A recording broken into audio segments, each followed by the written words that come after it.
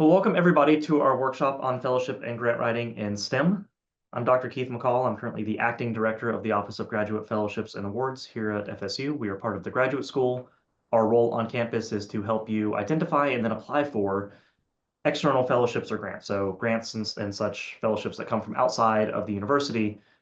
We are happy to work with you one-on-one to prepare those applications.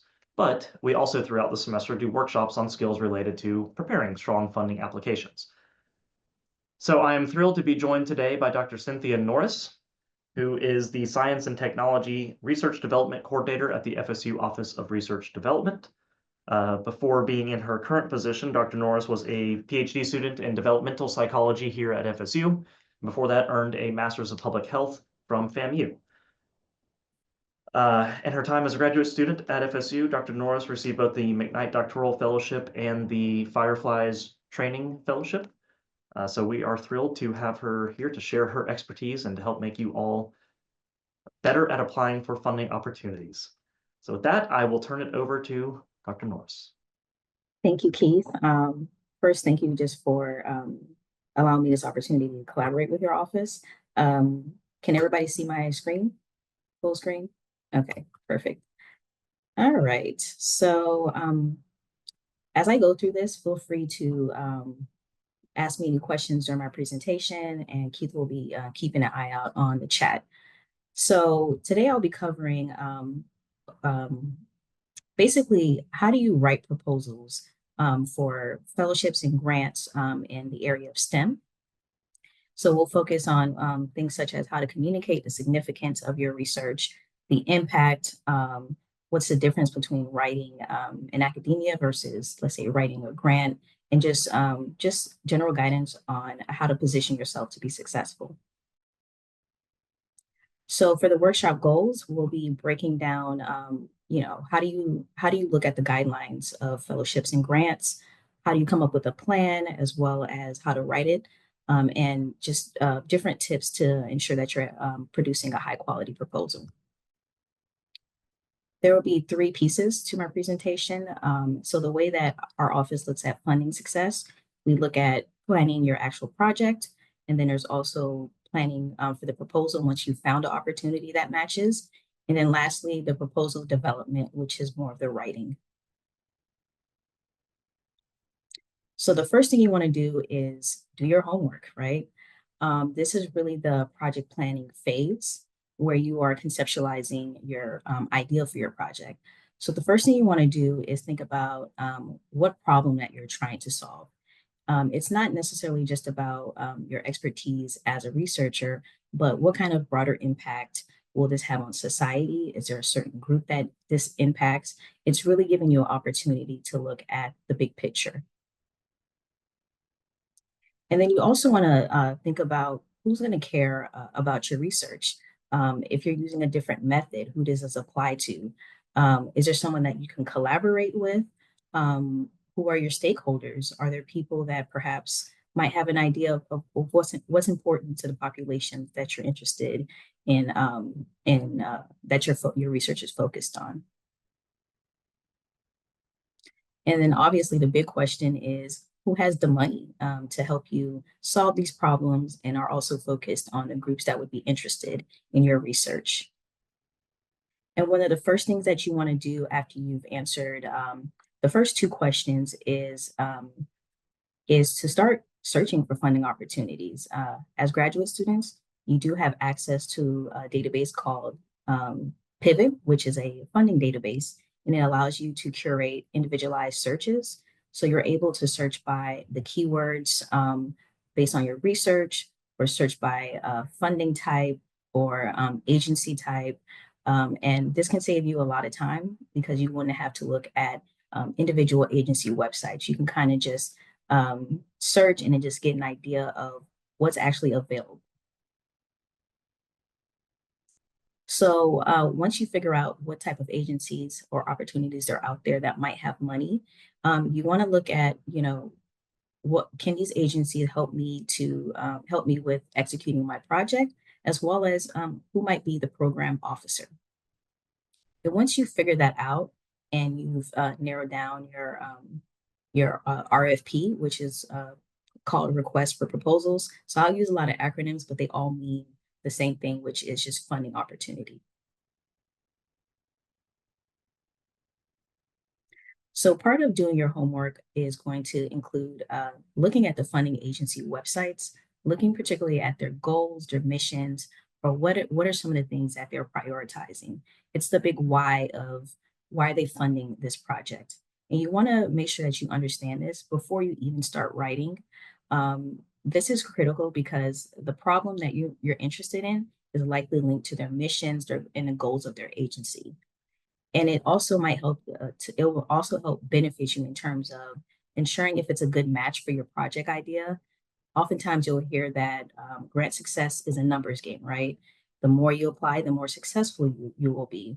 But you have to also balance that with being intentional and being strategic about which opportunities match with your project so that you can have the best success. Because obviously it takes a lot of effort and time to develop your proposal.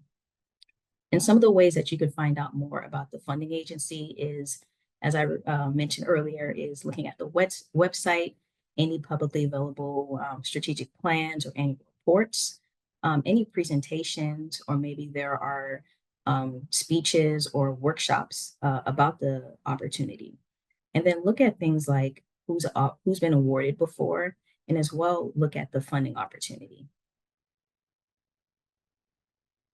So when you're reading the funding opportunity, you want to first make sure that you're eligible. You might go on Pivot and think that you're eligible, but once you start reading the fine print, there might be other requirements that you didn't think about. Look at the due dates. There might be multiple due dates.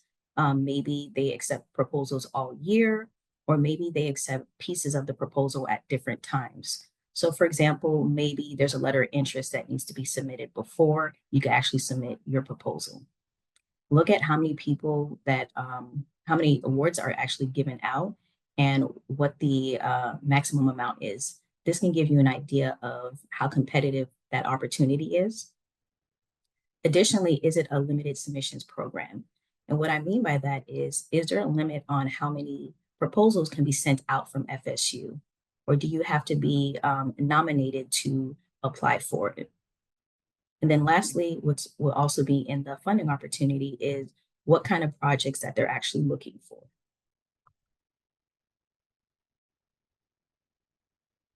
So a key resource is to reach out to the program officer or contact. Many times those are listed there. I would recommend reaching out to the program officer or program contact before even preparing a full proposal. This can save you a lot of time. And this is something that actually faculty also will do. They reach out to the program officer. They can let you know whether or not your project is a good fit, or they might be able to suggest other opportunities that may be a good fit for your project. So I guess in a nutshell, help them help you. Again, these questions are free. You can just ask them for any clarifying information, and it's going to be a major time saver.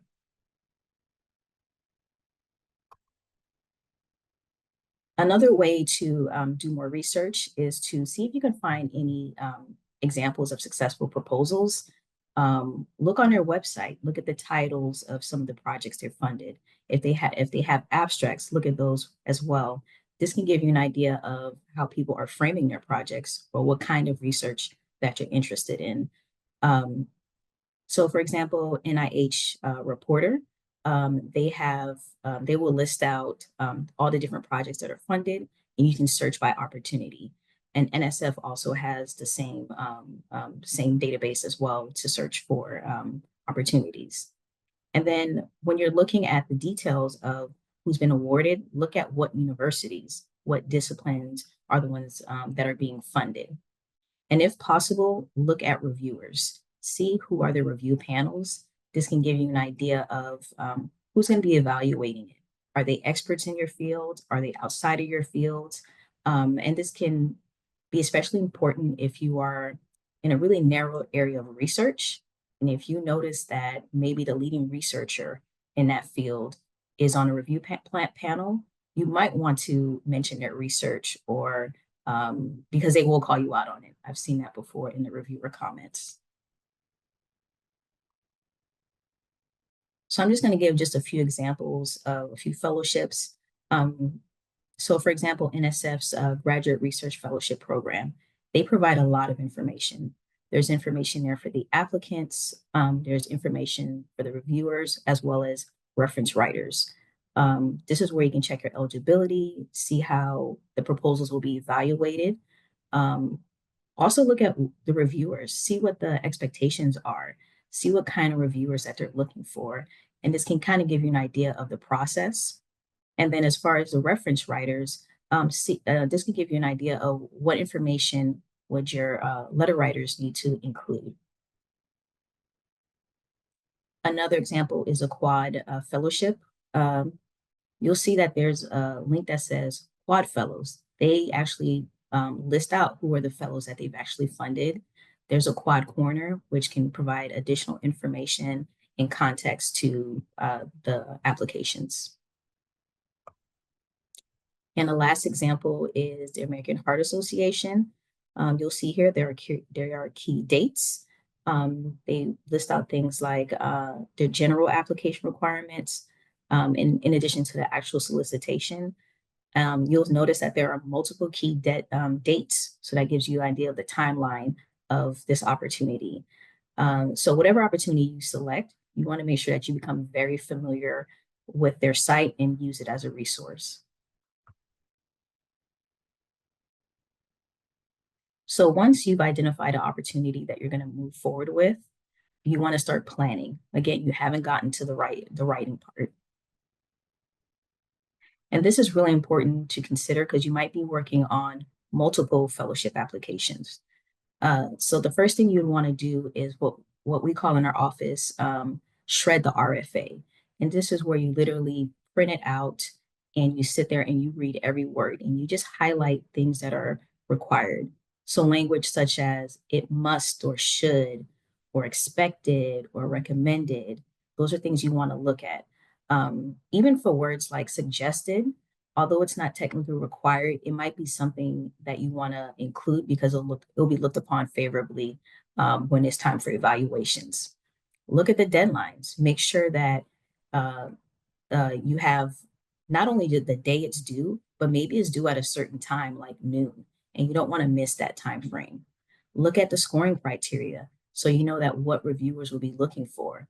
And then lastly, look at all the supplemental information that would be expected. This will give you an idea of the time commitment with collecting and creating those documents.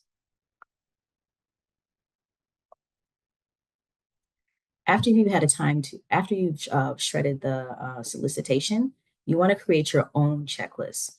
This is one to make sure that you understand exactly what is required, but then this will serve as your own checklist as you're finalizing your proposal to make sure that you're not missing anything. And you will also be having other people look at your proposals. For example, maybe an advisor or a mentor or a colleague. And this can count, and this will serve as their guide for things that they should be looking for when they are looking at your proposal. And this also, it's very similar to the checklist that you see when you are not applying, but going to write a journal article, right? You'll see that they have their own checklist, things that are required. So you want to make sure you understand what are things that are negotiable, as well as things that may prevent you from not being able to reach the review panel.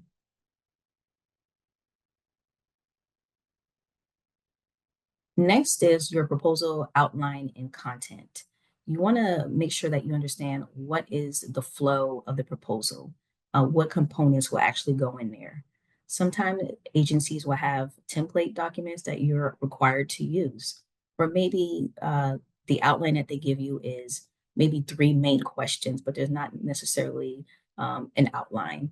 So you might want to see if you can find an example of a successful proposal of maybe a past graduate or a current graduate student that's been successful with getting that funding opportunity, to see how did they set up their proposal.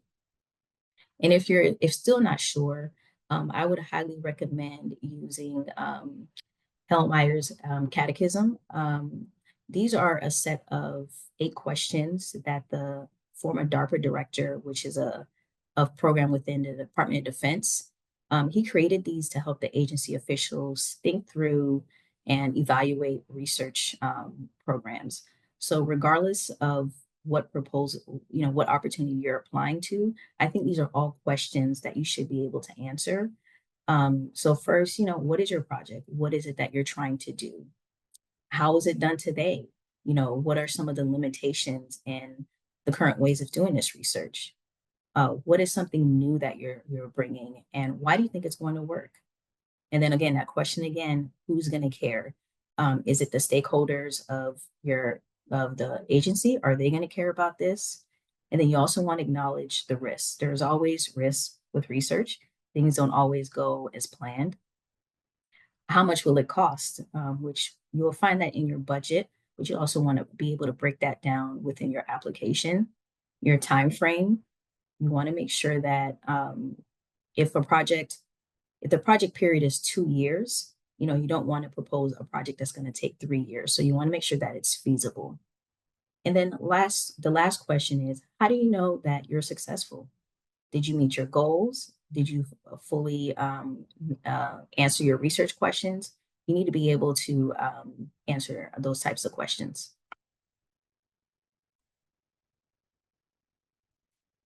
So next, another critical part of planning is you need to develop some type of proposal schedule.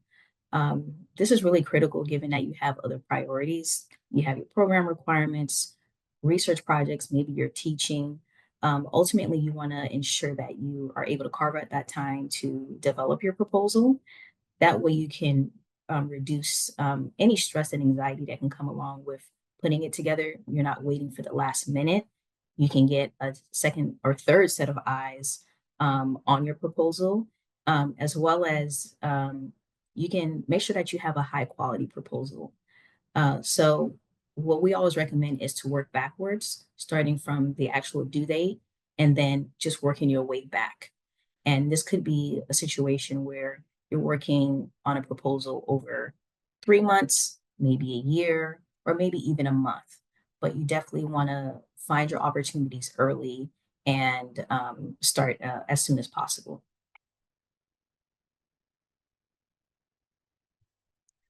Another thing I want to mention is features, benefits, and themes. Sometimes with STEM disciplines, it can be a little difficult to um, translate some of the basic sciences to what it means for society, especially if you're in an area that's very narrow. Maybe you're focused on a certain set of polymers or just a certain chemical or a certain set of robotics. So you want to be able to make that leap from your research expertise to why the agency would actually want to fund you. So one of the things when you're writing is that you want to propose what are some of the features? What are some of the new things that you're bringing? Is it your methods? Is it the area of research? Is it the direction that you're going? And do those features are those features something that are novel? So really it comes down to what is the novelty of your proposed project, and why is it that you're the one that needs to be doing this research and can answer the problems? And this also goes along with benefits. Why should somebody care about the features of your project? How is that going to solve their problems? And putting that all together, you come up with what we call proposal themes, because ultimately people are buying the benefits of funding you, not necessarily the feature. They're not buying the method that you're using. So when you're putting together your project idea, you want to start off with what the feature is. You're using this method, but then you want to also lead into what is the benefit of that, which is a lot can be different than how you would write in like a journal article, especially you're in a different phase of your project. When you're writing an article, you've already completed it, but with a grant or fellowship, you're proposing new research.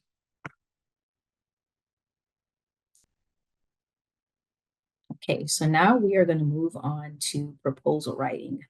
Uh, so I think one of the biggest things is this is a shift from how you would typically write. So it's completely normal for it to feel uncomfortable and, just almost feels foreign. So, and you're not necessarily trained in this type of writing. And additionally, the purpose of why you're writing is a lot different. And again, as I mentioned before, you're in a different phase of your project. So typically you're writing in expository style. Your project has already been completed. You're writing for whether it's a report or an article, or maybe you're presenting your results. It's in past tense. It's already happened. But when you're writing for a fellowship or grant, you're trying to persuade someone to give you funding. So that's a very different way of writing, and it's in future tense. And you're trying to tell someone, why should you give me money to do this research? Why is it important? So you want to be confident in your text. So using words like believe or hope, you want to kind of leave out some of that language and use more concrete language like I will, I plan, I hypothesize, being assertive as far as like, what is it that you're trying to accomplish? And as you're writing, you also want to think about the stakeholders in your research agenda. And because you're not only persuading the agency, but then you're also going to need to persuade the public. So it's definitely a different way of communicating your science. And lastly, you're writing in future tense. This hasn't happened yet. This is just a proposal for your work.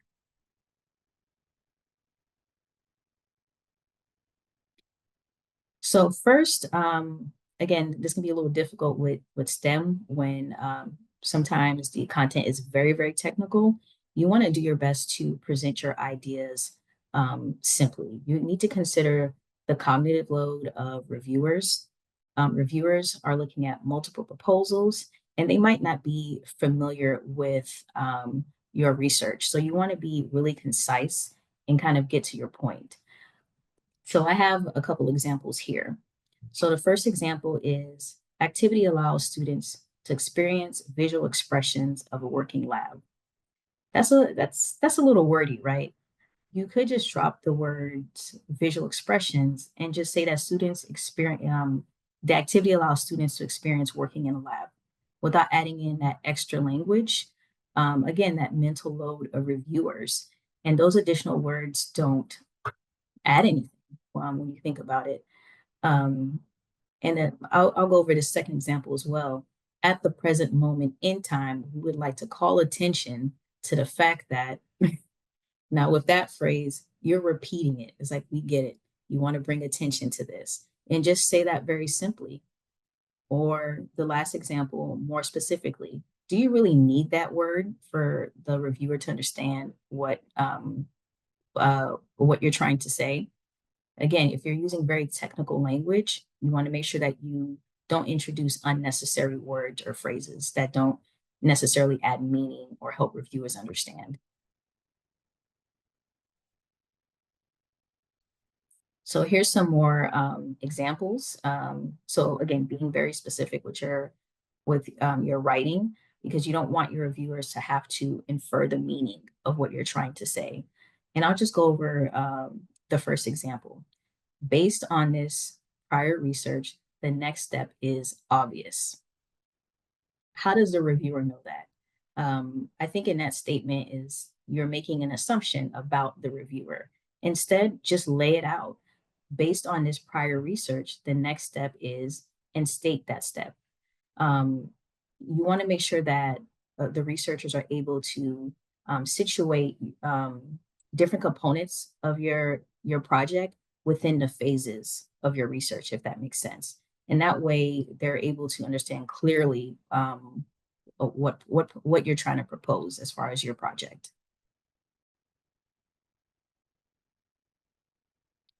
Another one, which can be a little hard in academia, is avoid grandiose language. Um, we like to add a lot of, I don't want to say fluff, but language that makes us maybe feel good, right? But the problem with that is that it's often subjectively applied. And in this case, you're not in a position where you're trying to prove your expertise. What you want to do is just explain it. So words like revolutionize, total paradigm shift, um, you're a graduate researcher, so you may or may not be revolutionizing the field or saying that no one else has ever done this. So you want to be very careful with the language that you use. Or the last one, which I really like, is sometimes you will propose something that's, let's say, doesn't match the funding award amount, and you're listing all this stuff that would take a lot, more time or more funding. So instead, focus in on outcomes that are actually possible. Another hard one, particularly for STEM, is jargon and acronyms. I think the key is, regardless of whatever discipline you're in, if someone picks up your proposal, even if they're not familiar with your subfield, they should be able to follow your research plan. Um, Again, you don't know what the composition of the reviewers might be. You want to write for general scientists or general researchers so that everyone can understand what the concepts. And when you are talking about your scientific concepts, you want to make sure first you explain what they are and don't assume that reviewers will know. And then, as far as introducing new concepts, you want to be careful with introducing them too late, because you don't want the reviewer to be surprised. So if something is really central to your proposal, you need to mention that earlier on in the beginning, and you might need to define it a couple times. And then acronyms. Be very, very careful with the acronyms. I know that it saves space, but if there are too many acronyms for the review to keep track of, it can make the proposal very, very confusing. And then lastly, use their scientific language. What you call something in your subfield might be different than what the agency calls it. Or if it's language that you really need to include, connect it back to their language. Um, I'll give you an example I came across recently. I was looking at an AI proposal for, sorry, I was looking at a proposal for some AI research, and there was a lot of the use of the word vision over and over and over again. There's nothing wrong with the word vision, but there is an area of AI research related to computer vision. So it was kind of hard for me to tell whether or not she was using it more generally, or was she talking about that area of AI research. And additionally, the sentences were very long. So again, I just felt like I was not, I had to keep rereading to understand what was actually meant by that word vision. Run-on sentences. We love our long sentences in academia. We're very descriptive and sometimes long-winded. Uh, Now's not the time to do that. You want to make your sentences as short as possible, and also include some, variety in the length. Uh, I'm looking at this right now, and it looks like it's almost a paragraph. It's not a paragraph, but it's just one sentence. So again, you want to break up your sentences.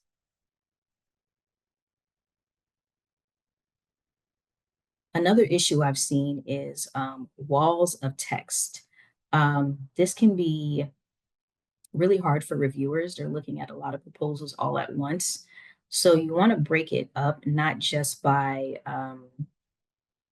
your sections, but you want to make sure you're bolding, italicizing, and underlying key points that relate back to the review criteria. So here's a good example right here. You'll notice that they have some stuff bolded, like the proposed aim is to understand, and then they list it out. And then they listed out keywords like their objective, the tools that they're using, and it's just a lot more clear than, the one that I showed you on the left, which is literally just a wall of text and would be very hard for reviewers.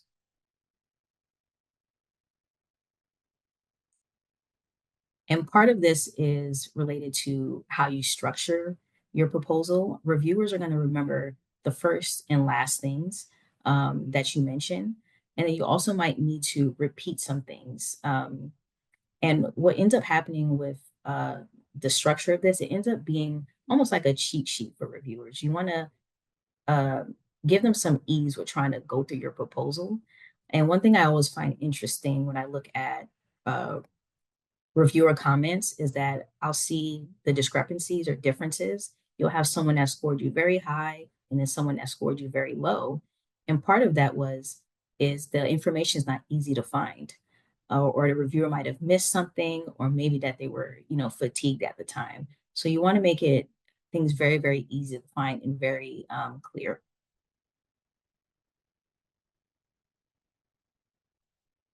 Another thing is you might need to include some graphics. Graphics are important for understanding things like the relationship between your different ideas in your paper, showing data that you might have. Maybe you are building something and you might need to show something, show something to scale. It might help with understanding maybe certain figures or numbers or values that you want to put in. And part of this is also to just draw in the reader's attention and help them to understand whatever content that you're trying to convey. But you have to be very careful when you use this because again, this takes up space, and if it doesn't add to your proposal or add to the reviewer's understanding of the proposal, you might want to leave that out. So here are a few examples. So again, these are taking up space. Whether or not you include these, I don't think this is going to actually help the reviewers. These are more, it's almost more cosmetic, I guess you can say, because it's not providing any additional information.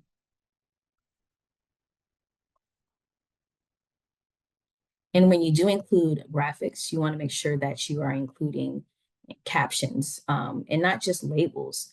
Explain this. You might already explain it in the narrative of your proposal, but still explain it. Again, especially if it's a very technical topic and you want your reviewer to be able to follow. So make sure that you're connecting those features and benefits because again, there's a reason that you're adding in this graphic. Another thing to consider as you're writing is that you need to write to the review criteria. Take advantage that you have information about how it will be evaluated. This will help you with conveying information and knowing exactly what you need to focus on. And in a way, some of the criteria can even serve as a writing prompt as you begin to develop your proposal. And again, take advantage of their language. So here is an example of 2 out of the 9 criteria of the American Art Association fellowships criteria right here. So let's see, if you look at, let's say, number 4, it says, does it provide information on the overall impact of this work and the potential advancements in the field? Take that question and literally write a sentence and just write it out very, very clearly because this is the language that reviewers will be looking at. They will literally hit Control F and look for these words. So you want to make it as easy as possible for them. Next is obviously the money. You want to think very deeply about the funding that you're asking for. Just because there is a ceiling for the funding amount doesn't mean that you necessarily need to request this. Reviewers are typically very experienced. They might go through multiple rounds of looking at proposals, and they know when the money is not necessary. You're just trying to get all of the funding. So you want to be very thoughtful about whether or not you actually need this money. But at the same time, you don't want to be too shy and not ask for the funding that you need to accomplish all the tasks that are in your project. And the danger with this part is that it may make your project look like it's not feasible. Feasibility is something that reviewers are always thinking about. If we give you this money, are you going to be able to actually execute this project. So you want to find a healthy balance with this.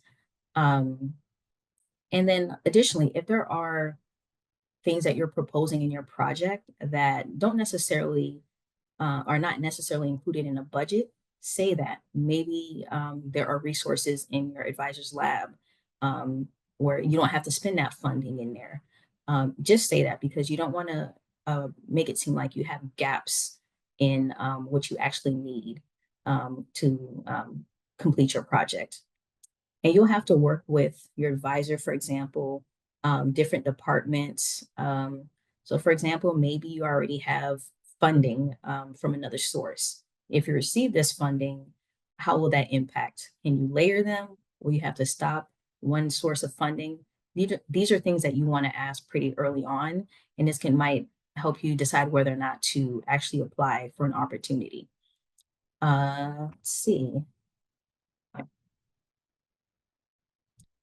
And then lastly, supporting documents. This always takes a lot more time than you would expect. And then you're also going to have to make revisions on these.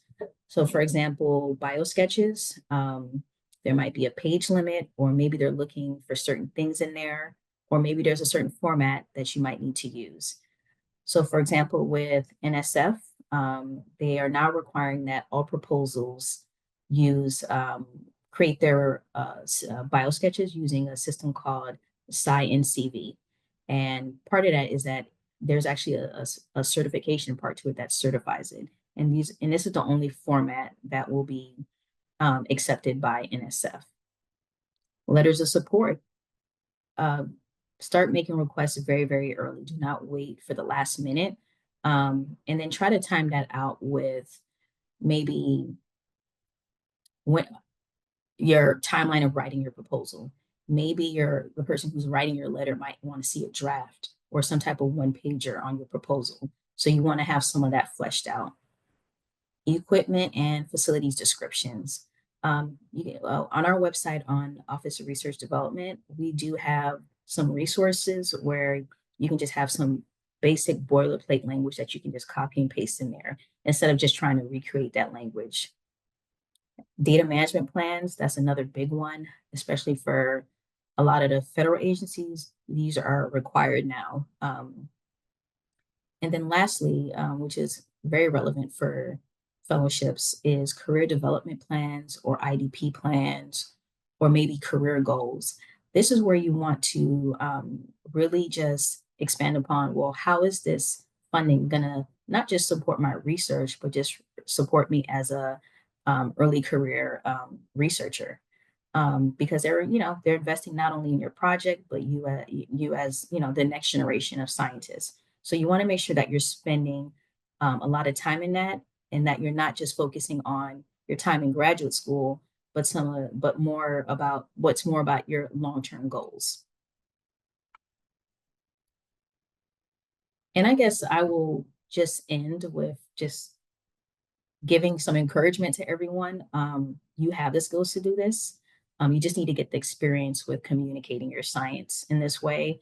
And I know it can be a little overwhelming to try to go after these opportunities, but whatever the outcome is, make sure that you're not internalizing the outcomes, because there are different things that go into how the decisions are made. They might realize that we can only fund, five projects instead of 10 this year, or something like that. Additionally, maybe you need to lower the bar for yourself. One of the goals that I sometimes will give new faculty that have never written a grant is just get through that red tape, get your proposal to the review panel, and that kind of takes some of the pressure off and really helps you focus in on what the criteria is. Because if you're not funded, but you do get reviews back, you're able to use that feedback to help guide you to improve your proposal. And then you're also, it's free feedback really, and you are getting an outside perspective on your research. I guess now I will take any questions if anyone has any. Yeah, I have a question. So, Okay.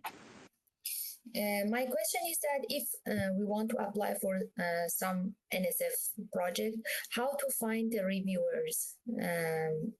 I think like the feedback of the reviewers or the name of the reviewers for the project to You be said sure. the feedback for the reviewers? Yeah, it's like the sample of the feedback of reviewers or the name of them. Well, it just depends. So they have, you can find a list of panels out there. The information is on their site, but sometimes that stuff may or may not be public. But I guess in terms of the reviewer feedback, they'll send that directly to you. You usually get an email from the program officer that gives you, their decision, as well as a PDF with all the reviewer feedback in there with the scores. Okay. I mean that like the previous reviewers, not just for me, for others. It's not published and it's like public for everybody to find Yes. that. Okay. Thank you. But again, well, yeah. Let me see. There's a question in the chat of, do you have any more specific advice about applying for NSF grants? NSF grants. I think pay attention to the intellectual merits and broader impacts. That is a big, big, big piece. And I think also when you're dealing with federal agencies, it's very prescribed. They are very strict about certain things. Your application will literally not get through if the font size is off. Like you won't be able to hit submit in the system. And a part of that I didn't mention is that you'll probably have to work with your sponsored research administration contact to submit it through the university to then get onto research.gov or grants.gov. But there's two parts to NSF. So there is the PAPG, which is the general guidance for any NSF proposal going through. And then there's also the solicitation itself. So you want to make sure that you're looking at both because that information doesn't necessarily overlap. It'll say, okay, this is what you need to have in your proposal, but then also make sure you meet the requirements of the PAPG. I hope that answers the question. I know GRFP people got rejected this year for not following the formatting guidelines for the specific bold headers that will say intellectual merit Yes. and broader impacts. So those are things the NSF really wants to see very clearly. Yeah. And it's not even just that you need to make sure to include them, you need to make sure to include them in the way that they prescribe, or they won't even read the proposal. Yes. If you are interested in GRFP though, you do like that is one that you will submit yourself. That is, if you get it, the university will manage it on your behalf, but depending, if you're a first or second year, well, if you're a first year doctoral student or a master's student, you can apply for GRFP this fall. Wait, all right, I'm confused about where we are in the year. It is now spring. So if you have never applied for GRFP before, or if you applied as a undergrad or in a gap year, you can apply once for GRFP as a grad student during either your first year or your second year. Yeah, like Keith mentioned, very prescribed. Titles, write it exactly, because the program officer is screening these proposals before they get to the review panel. And if they can reduce how many proposals go forward that don't have the information that the reviewers need, they'll kick it back. So you want to avoid that. And that's that red tape that I keep mentioning.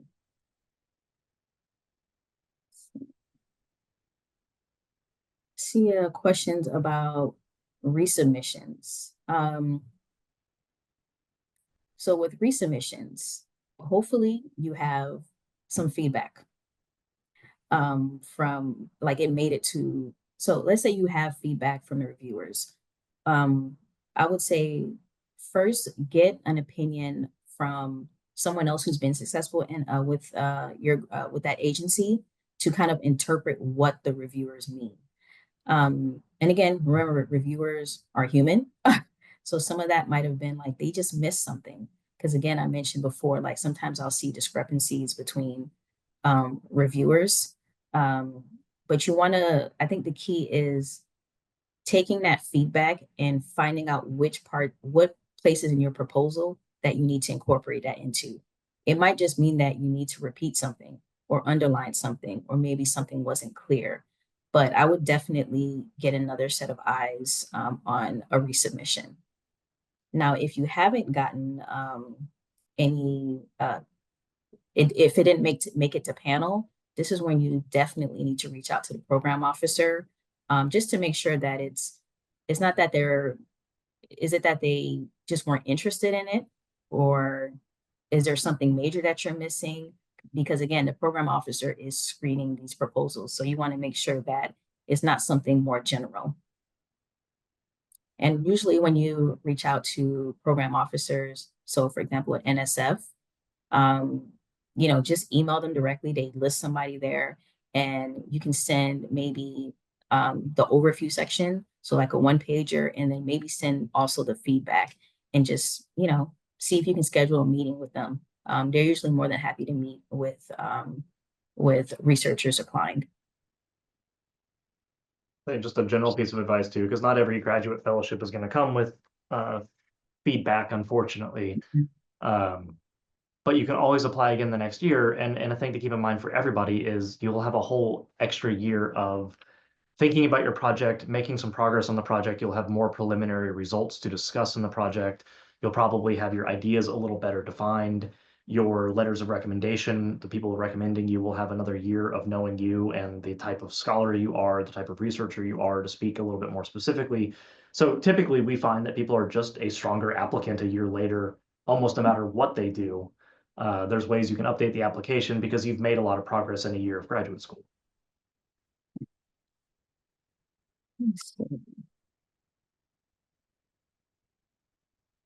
I see a question. Is there a DNP grant writing workshop? What is meant by DNP? Doctor of Nursing Practice. Oh, not that I know of. Sorry. We have other resources. So we have, the Office of Research Development, we have an on-demand videos. We typically record all our videos, so you can look through those and see if there's a video there that might help you, especially if there's a component that you're interested in. So maybe it's about writing about how to work with community partners or something like that, or how to write your aims, so you have resources available.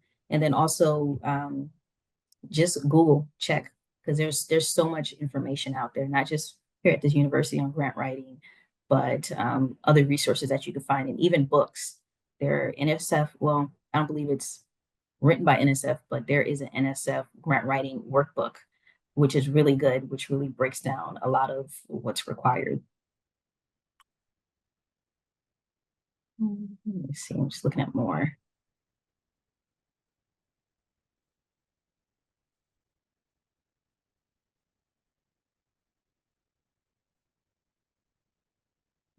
Cynthia, do you have a link you could share for where that video archive is for ORD? Sure.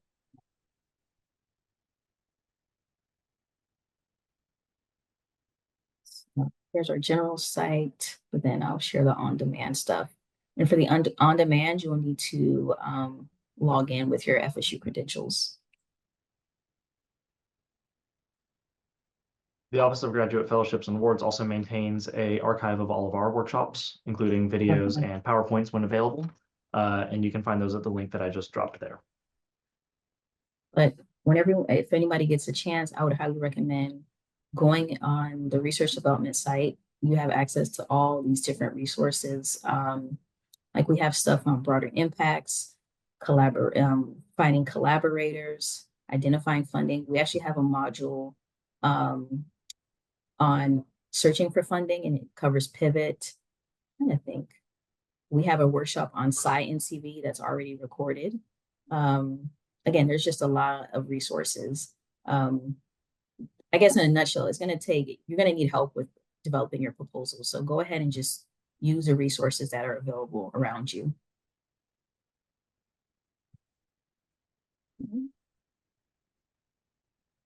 I don't think I see any new questions.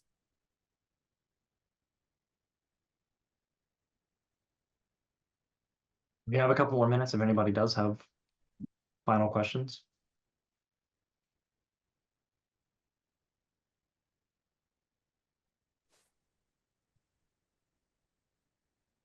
Is it okay if I unmute to say my question?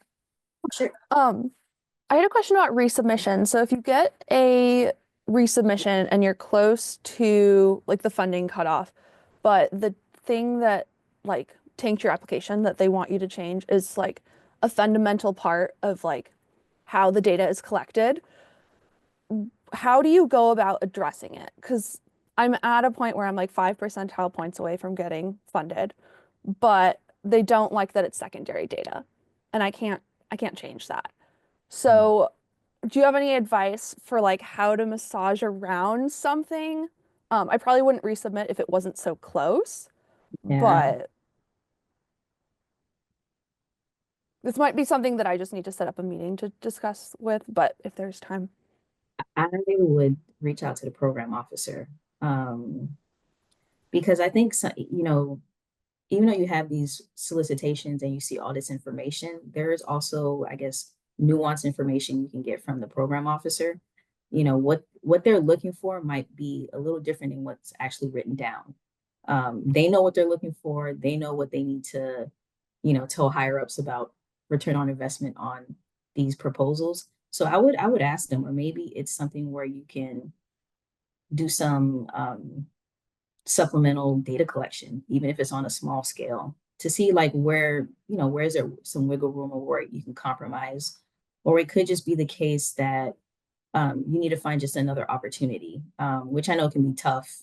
But, you know, look to see if there's maybe another mechanism that you can apply for. And the program officer should be able to tell you, like, maybe look at this opportunity that focuses more on secondary data analysis. But that's an interesting one. And I think part of the reason is that a lot of times they'll look to see if you have pilot data or preliminary data that you've already collected. So they're thinking, you know, you're going to just continue collecting data, but that's all, you know, that's not always feasible with projects. And I guess the last thing is how you convey why you're using secondary data. It might not make sense for you to be able to collect the data they want you to collect in the time frame and with the resources you have, depending on, you know, what that funding amount is. Yeah, I mean, sometimes it's also, you know, they're looking for alignment between your research questions, the data and methodology that you're using, and then the outcomes you expect. And it might be that you can adjust the first or third part of that without having to adjust the data itself, that you might be able to change the research question to fit a little bit more with them. I mean, unfortunately, the other thing to always keep in mind is that, you know, there's always a gap between what you do and what they will fund, and it becomes, you know, Yeah. writing a proposal is an exercise in trying to close that gap as much as possible. So that, you know, it may, like, it's not to be disingenuous, but to find ways to explain what you're doing in the way that they will fund what you're doing. And I think especially, you know, sometimes in the case with data collection, you know, it could be something as simple as I would have a bigger sample size, because power is something that they're always interested in. So, but yeah, that's an interesting one. Yeah. Even when like secondary data.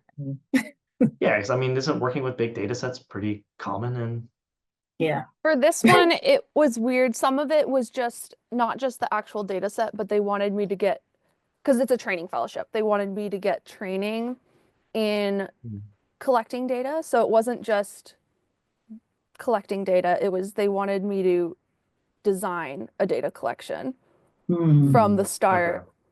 Okay. So Hmm. it's not as easy of a fix of just like adding a small thing. Yeah. Yeah. I don't know. I'm just trying to figure out how to What specific in a little mechanism is it? It's the F31 diversity for MNH. Right. Like I said, you might just do a small, like, this sounds terrible, but change the order of your aims and then start off with a small data collection and just to make them happy, because if that's the sticking point, then I mean, you know, it's currently pulled from funding, isn't it? Yes, it is currently pulled from funding. I'm waiting. I don't know if it's officially if that 31 is, Well, I mean, diversity, but the assumption is it will be. right, NIH and NSF have continued to pause any funding opportunities, I believe, right? So, and then we're counting on them revoking anything related to diversity, so. Yeah, so probably the F31 diversity will not exist. So I'm still deciding if it even makes sense to resubmit. Or if they'll let people from the F31 diversity resubmit to the F31 and count it as a resubmission. Right. But then the funding line is different. So I mean, that's I like a think- whole different issue of whether or not I will resubmit. It's just unfortunate. I'm like less than 10 percentile points away. I mean, I would say maybe that opportunity will be there. They just might change the review criteria, and there potentially might be some delays. Like there could be changing to the submission dates depending on what decisions are made.